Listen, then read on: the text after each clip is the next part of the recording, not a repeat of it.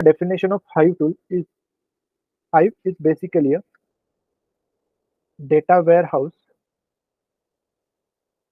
infrastructure tool to process structure big data. Okay, so Hive is basically a data warehouse. Data warehouse means what? कि इस Hive tool के अंदर हम बहुत सारे ऐसे इनपुट सोर्सेस है जहाँ से डेटा लोड कर सकते हैं. ओके, यूजुअली हमने MySQL में देखा था, तो MySQL में हम डेटा इंसर्ट कर सकते हैं, ठीक है. बट हाइव टूल के अंदर hive tool basically data warehouse. तो इस हाइव टूल के अंदर हम डेटा लोड कर सकते हैं. ठीक है, सीएसवी फाइल्स का डेटा स्टोर कर सकते हैं, एक्सेल फाइल का डेटा लोड कर सकते हैं, टेक्स्ट फाइल का डेटा हम लोड कर सकते हैं. ठीक है, तो it is basically data warehouse infrastructure tool. Okay, जो डेटा को स्टोर करता है एंड ये डेटा को प्रोसेस भी करता है. Okay, and only structure big data को प्रोसेस करता है. ठीक है, तो the second feature is structure big data को सपोर्ट करता है. सपोर्ट करता है मतलब क्या? डेटा को स्टोर करता है, डेटा पे एनालिसिस देता है. ओके, स्ट्रक्चर डेटा को ही सपोर्ट करता है. As we know there are three types of data: structure, unstructure, semi structure. ठीक है, then the third point is it provides SQL type language, okay, for querying called as Hive query language. Okay, तो यहाँ पे जो हमें language use करनी है is a Hive query language, जिसे हम बोलते हैं hive QL.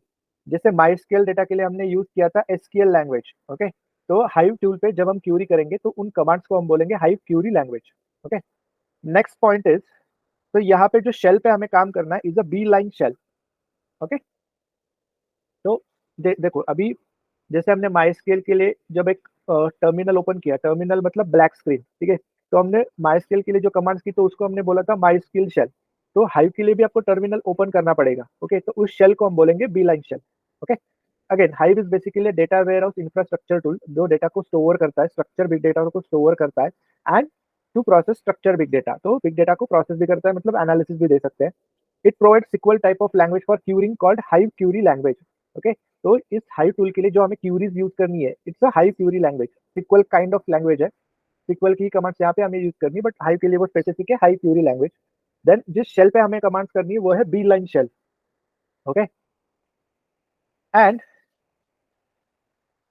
It is fast, scalable and extensible in property. Okay, so as compared to other data warehouse tools and as compared to other databases, so this hive tool is faster. Okay, faster, scalable and extensible. Okay, then let's talk about its architecture. Okay, तो सबसे पहले architecture consists of this hive shell. Okay, this is my hive shell, जहाँ से हम curies करने वाले, जैसे हमने MySQL में क्यूरीज की थी, सेम क्यूरीज यहाँ पे हमें यूज करनी है, बट कुछ एड ऑन सिंटैक्स रहेगा. तो यहाँ पे रहेगी हमारी हाइव शेल. ओके, इसको हम बोलते हैं यूजर इंटरफेस. ओके, इसको हम बोल सकते हैं user interface as well. Okay, this is my Hive shell जहाँ से हमें क्यूरी करनी है. ओके, तो जब आप क्यूरी रन करोगे यहाँ से, ओके, तो इस क्यूरी का जो मेटा डेटा है, ओके, मेटा डेटा मतलब क्या? दी data of data. Okay, data of data मतलब क्या? जब आप एक टेबल क्रिएट करते हो तो उस टेबल का जो स्कीमा होता है, लाइक उस टेबल के अंदर कौन से कॉलम्स है, उनका डेटा टाइप क्या है, ये पूरी इंफॉर्मेशन होती है आपकी मेटा डेटा. तो जब आप हाइव के लिए आप क्यूरी करोगे तो उसका एक जो बैकअप जाएगा it's in the meta data.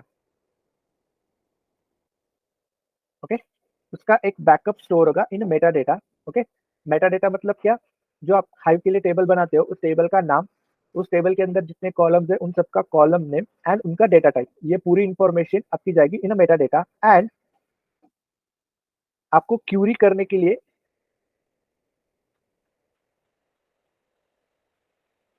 you'll get one option. Okay, hive query language. Okay, तो जब आप एक क्यूरी रन करते हो, ओके, तो क्यूरी क्या करेगा? क्यूरी आपका स्ट्राइक करेगा मेटा डेटा के लिए एंड हाइव क्यूरी लैंग्वेज के लिए. ओके, हाइव क्यूरी लैंग्वेज के लिए मतलब क्या? कि आपके हर एक क्यूरी के बैकएंड में रन होगा मैप रेड्यूस. ओके, जैसे आपने स्कूप में चेक किया था कि जो भी आप क्यूरी रन करते थे तो हर एक जॉब के बैकएंड में आपका मैप रेड्यूस रन होता था. ओके, तो लाइकवाइज यहाँ पे भी क्या होगा, जब भी आप हाइव शेल के लिए कोई भी क्यूरी चलाओगे, ओके, तो मान लो आपने क्यूरी चलाया क्रिएट टेबल टेबल नेम, तो उसका मेटा डेटा जाएगा इस मेटा डेटा वाले ब्लॉक में, ओके, उसका टेबल का पूरी इंफॉर्मेशन। एंड देन जब आप क्यूरी चलाओगे select star from table name where ID equal to 5 order by ID in descending order, तो वो आपका एग्जीक्यूट करेगा map reduce, okay. And then ये सब होगा at the top of Hadoop. This is your HDFS, okay. तो माने क्या कि जब भी आप क्यूरी चलाओगे यहाँ पे कि क्रिएट टेबल टेबल करना है मुझे, यहाँ पे आप क्यूरी चलाओगे शेल के अंदर, ठीक है, तो जो टेबल का स्कीमा रहेगा वो जाएगा मेटा डेटा में, ठीक है। देन जब आप उस टेबल के अंदर डेटा लोड करोगे तो वो डेटा आपका लोड होगा थ्रू एचडीएफएस, ओके। थ्रू एचडीएफएस आपका डेटा लोड होगा हाइव के अंदर, हाइव के टेबल्स के अंदर। देन जब आप क्यूरी चलाओगे select star from table name where ID equal to 5 and address equal to something order by ID descending order, तो वो आपका क्यूरी चलेगा हाइव क्यूरी लैंग्वेज, यहाँ पे हाइव एग्जीक्यूशन इंजन के अंदर। This is execution engine, okay. Hive QL मतलब क्या, this is your execution engine,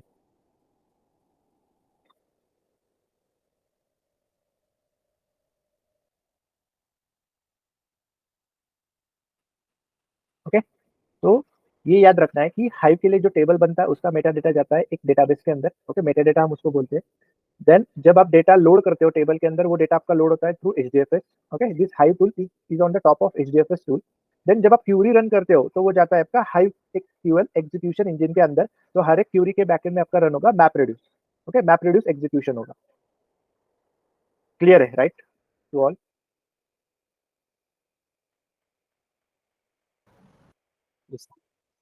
fine, okay. So this is the Hive architecture. Then let's talk about practical. Okay. So the first thing, तो यहाँ पे हमारा motto है we have to store structure big data, okay, and to analyse big data, ठीक है। जो data को store किया है उस डेटा पे एनालिसिस भी देंगे, ओके। तो first of all we have to follow one syntax over here. एक सिंटैक्स हम फॉलो करते हैं, तो सिंटैक्स क्या है, सबसे पहले क्रिएट करेंगे database, okay. Inside that database हमारे होंगे टेबल्स, ओके। टेबल्स के there are two types, one is internal table and one is external table, okay. Then table के अंदर होगा columns, okay, and then columns के अंदर रहेगा हमारा एक्चुअल डेटा, जिस डेटा को हमें स्टोर भी करना है और जिस डेटा पे हमें एनालिसिस भी देना है, ओके। तो सिंटैक्स सबसे पहले क्रिएट करेंगे डेटाबेस, डेटाबेस के अंदर होंगे टेबल्स, ओके। टेबल्स, टेबल्स के दो टाइप है, internal table external table. Table के अंदर रहेंगे कॉलम्स और कॉलम्स के अंदर रहेगा हमारा एक्चुअल डेटा। तो the first command, how to start Hive, okay. How to start Hive, तो हाइव स्टार्ट करने के लिए आपको सिंपली लिनक्स टर्मिनल पे कमांड रन करनी है हाइव, ओके। हाइव एंटर करने के बाद आपको यहाँ पे मिल जाएगा हाइव शेल का एक्सेस, ओके। यहाँ पे आपको मिलेगा हाइव शेल का एक्सेस। देन सबसे पहली command, how to create database, तो डेटाबेस क्रिएट करने के लिए कमांड है क्रिएट आपके डेटाबेस एंड देन डेटाबेस का नाम, okay, at the end semicolon to terminate this command, ठीक है। सेम जो माइस्क्ल के लिए यूज किया था, क्रिएट डेटाबेस, उस डेटाबेस का नाम। देन एंटर करेंगे show databases to check list of databases, यहाँ से हमें लिस्ट ऑफ डेटाबेसेस मिल जाएंगे। देन अभी मुझे इस एक्सपोनेंट डेटाबेस के अंदर टेबल्स को क्रिएट करना है, ठीक है। तो देयर आर टू वेज, अगर आपको विदाउट क्रिएटिंग डेटाबेस आपको टेबल क्रिएट करना है तो वो जाएगा आपके डिफॉल्ट डेटाबेस के अंदर, ओके। आप विदाउट क्रिएटिंग डेटाबेस टेबल बना सकते हो, ठीक है। बट अगर स्पेसिफिक डेटाबेस के अंदर चाहिए तो use exponent, use exponent semicolon करेंगे तो उस डेटाबेस के अंदर हम चले गए, ओके। देन अभी मुझे उस डेटाबेस के अंदर टेबल्स बनाने हैं, तो क्रिएट, तो सबसे पहले will start with internal table, okay. तो सबसे पहला मेरा जो टेबल है इज इंटरनल टेबल, ओके। तो to create internal table my command is create table, आपके टेबल का नाम, okay, round braces, ID, first column is ID, उसके लिए डेटा टाइप है इंटीजर, कॉमा, सेकंड कॉलम है नेम, तो नेम के लिए यहाँ पे जो डेटा टाइप है वो है स्ट्रिंग, ओके, मतलब अल्फाबेट्स को स्टोर करना है उसके लिए डेटा टाइप है स्ट्रिंग, कॉमा, एड्रेस, एड्रेस के लिए डेटा टाइप है स्ट्रिंग, कॉमा, कॉन्टैक्ट नंबर, उसके लिए लिया मैंने इंटीजर, ओके। देन ये कमांड कंटिन्यू होती है row format delimited, comma, fields terminated by single inverted comma में comma, semicolon, enter, this is my command to create table. Okay, MySQL में हमने यहाँ तक देखा था, so this is the command for my scale. But hive के लिए जो आप इंटरनल टेबल बनाते हो तो उसकी ये पूरी कमांड है। ओके, सो लाइक अभी ये what is row format delimited. Okay, तो देखो अभी इस टेबल के अंदर जो डेटा हम स्टोर करने वाले, तो वो डेटा हम लोड करेंगे, not a insert. My scale से कंपैरिजन करेंगे तो माई स्केल के अंदर हम डेटा इंसर्ट करते हैं, बट इस एम्प्लॉय टेबल के अंदर क्या होगा, डेटा लोड होगा। तो डेटा कहाँ से लोड होगा, तो ये डेटा लोड होगा आपके टेक्स्ट फाइल से। Okay, so let me just show you.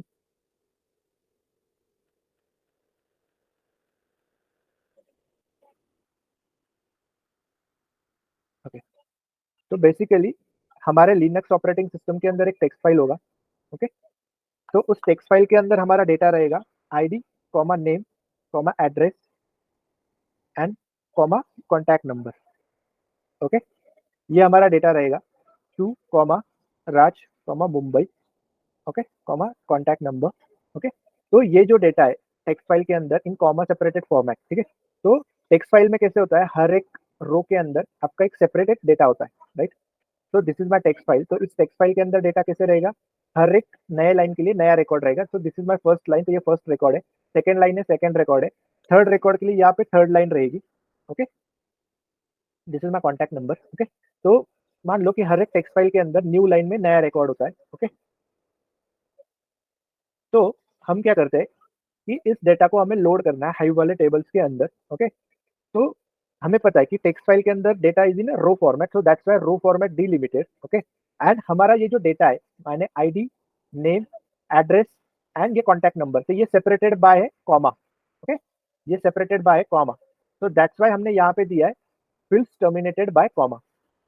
Okay, तो ये जो आपको एक सिंगल रिकॉर्ड दिख रहे हैं 1 2 3 वैप, तो these are the fields. Okay, और ये सेपरेटेड है बाय कॉमा, तो दैट्स व्हाई यहाँ पे हमने लिखा है फील्ड्स टर्मिनेटेड बाय कॉमा। अगर ये टैब सेपरेटेड होंगे तो slash T.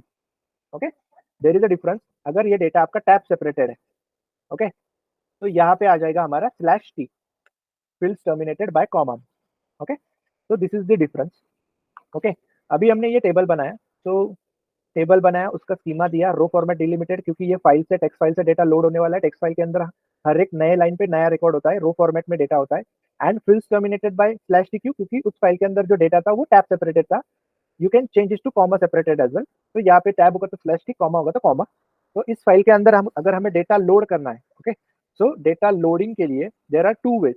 Okay, the first way is, मान लो कि हमारी जो फाइल है वो है डेस्कटॉप पे slash home slash Cloudera Linux पे है, Cloudera then desktop, and then मेरी ये फाइल है data dot T X T जो मैंने आपको अभी शो की थी।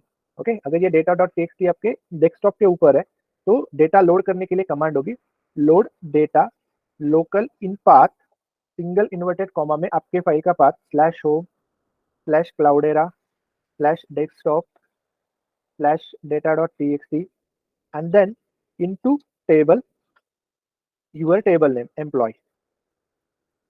Okay, at the end semicolon. तो this is the first condition to load the data, कि आपका डेटा अवेलेबल है लिनक्स ऑपरेटिंग सिस्टम पे, मान लो डेस्कटॉप पे अवेलेबल है, तो उसके लिए कमांड रहेगी ये। Okay, load data local in path, आपके फाइल का पाथ, फाइल का नाम भी देना है, into table table name. Second thing, if your data is available in HDFS, okay, Hadoop के अंदर एक डायरेक्टरी है, डेटा नाम की डायरेक्टरी है, और डेटा नाम की डायरेक्टरी के अंदर आपका ये फाइल है। और take an example, this is my test directory के अंदर आपकी ये डेटा डॉट टीएक्सटी फाइल है। ओके, तो वो भी आप डेटा लोड कर सकते हो, तो load data in path single inverted comma में आपके डायरेक्टरी का path into table employ. Okay, तो these are the two ways, ठीक है, जहां से आप डेटा लोड कर सकते हो।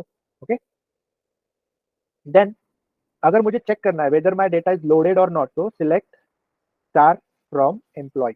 Okay, select star from employ करके आप टेबल के अंदर डेटा स्टोर हुआ है कि नहीं चेक कर सकते हो, like your MySQL. Then मुझे अभी चेक करना है कि जिनका आईडी 5 है उनका पूरा डेटा फेच करना है, सो यू हैव वेयर वाला clause, select star from employ where ID equal to 5। तो जिनका आईडी इक्वल टू 5 है उनका पूरा रिकॉर्ड हम फेच कर सकते हैं। This is my this one is my first clause. Okay,